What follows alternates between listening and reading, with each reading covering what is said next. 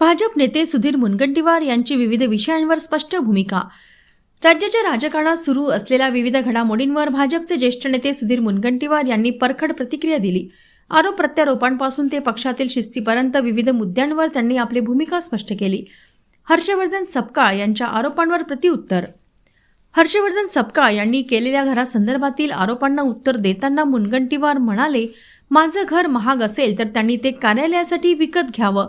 त्यांनी जो आकडा सांगितला त्यातल्या किती टक्क्यात घ्यायचं आहे ते स्पष्ट करावं। काँग्रेसला असेच प्रदेशाध्यक्ष लाभले पाहिजेत जे बेताल बोलतात। त्यांनी सपकाळ यांना खुले आवाहन देत, तुम्ही कितीला घर विकत घेता ते सांगा, तेवढाच मला फायदा होईल असेही म्हटले। माझं घर महाग असेल तर त्यांनी कार्यालयासाठी विकत घ्यावं। त्यांनी जो आकडा सांगितला त्याच्या किती टक्क्यामध्ये यावं हे सांगायचं। कारण असं आहे की असेच अध्यक्ष काँग्रेसला लाभले पाहिजे जे अशा पद्धतीने बेताल बोलतात। माझा त्यांना तर ओपन चॅलेंज आहे, तुम्ही गावातलेच आहे, तुम्ही त्यांना कधी फोन करून सांगा केवढ्याला घेता, विचारा, तेवढाच मग फायदा होईल। देशपांडे यांच्या आरोपांवर प्रतिक्रिया। शिवसेना मनसे वादाच्या पार्श्वभूमीवर संदीप देशपांडे यांनी केलेल्या आरोपांवर बोलताना मुनगंटीवार म्हणाले की देशपांडे मुंबईत बसून माहिती घेत असावेत।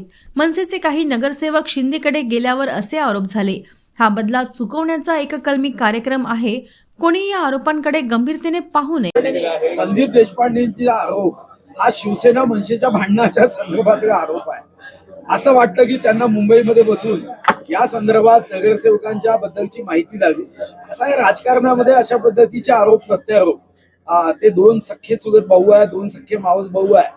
इथं काही ठिकाणी मनसेचे नगरसेवक जेव्हा मान्य एकनाथ शिंदे साहेबांच्या सोबत गेलेत तेव्हा त्यांच्यावर असेच आरोप झालेत आणि म्हणून हा बदला चुकवण्याचा एक कलमी कार्यक्रम आहे, याकडे फार गंभीरतेने कोणीही लक्ष देत।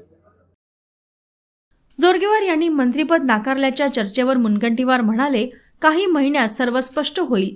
बिरजू पाझारे हा निष्ठावान कार्यकर्ता आहे, त्याच्या उमेदवारीसाठी आधीही प्रयत्न केले आणि पुढेही करू। 2019 मध्ये योग्य वेळ डोस दिला जाईल। डिलिमिटेशन नंतर काय होते ते सर्वांनाच काही महिन्यात लक्षात येईल। आणि बिरजू पाझारे या पक्षाचा निष्ठावान आहे, हा विष्ठा खाणारा उमेदवार नाही आहे। तो निष्ठावान असल्याने त्यांनी काही 10 पक्ष बदलले नाही, त्याच्या उमेदवारीसाठी मी गेलो, पुढेही जाईल। साधारणतः 29 मध्ये तो डोस दिलाच आहे, याचा काही प्रश्न उद्भवत होत नाही। आता डिलिमिटेशन नंतर काय होईल ते आपल्या सर्वांना बघायचं।